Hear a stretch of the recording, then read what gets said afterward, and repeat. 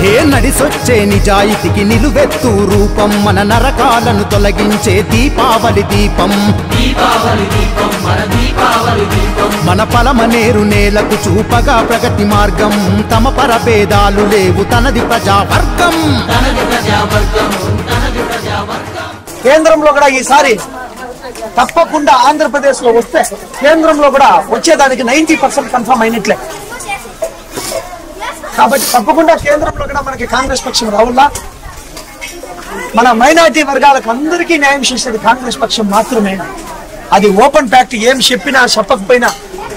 మైనారిటీలని అందరినీ బడుగు బలహీన వర్గాలందరినీ కలుపుకునే పార్టీ కాంగ్రెస్ పార్టీ కాబట్టి తప్పకుండా ఈసారి మీ అందరూ మద్దతుతో కాంగ్రెస్ పక్షాన్ని బతికించుకున్నాం గెలిపించుకున్నాం ఒక బలమైన నాయకత్వం పొలంనేరులో ఈసారి ఉంటుంది మీరందరూ చూస్తారు ఏ విషయంలో వెనక్కిపోయే విషయం లేదు వెనక్కి తగ్గే విషయం లేదు మీరందరూ ఈ రోజు ఆహ్వానం పలికినంత వరకు నాకు గౌరవం ఇచ్చింది నేను నా జీవితంలో మర్చిపోలేదు తప్పకుండా ప్రతి దర్గా ప్రతి మసీదు ప్రతి ఒక దీనికి నేను అటెండ్ అవుతా ఉన్నాను అందరూ ఆశీర్వాదంతో ఈసారి కాంగ్రెస్ పక్షం పొలంనేరులో అండ్ ఆంధ్రప్రదేశ్ లో కూడా రావాల్సిన పరిస్థితి ఎవరో అవసరం లేదు సార్ ఇక్కడున్న 50 మందో ఈ 100 మంది అనుకుంటే చాలు ఆ 100 మంది 1,00,000 మంది అవుతారు ఆ 1,00,000 మంది గెలిస్తేనే 20,000 ఓట్ల మెజార్టీ గెలిపోతుంది నా జీవితంలో ఫస్ట్ నాకు యాక్ట్ చేసిన భాగ్యము సుల్తాన్ క్యారెక్టర్ ఇచ్చినాడు మా భరతనాట్యం గురువు గారు ఇప్పుడు నేను నమాజ్ చేసేదంతా నా సుల్తాన్ క్యారెక్టర్ నేను ఒక బుట్లో చిన్నప్పుడే 19 ఏళ్ల వయసులో నమాజ్ చేసినాను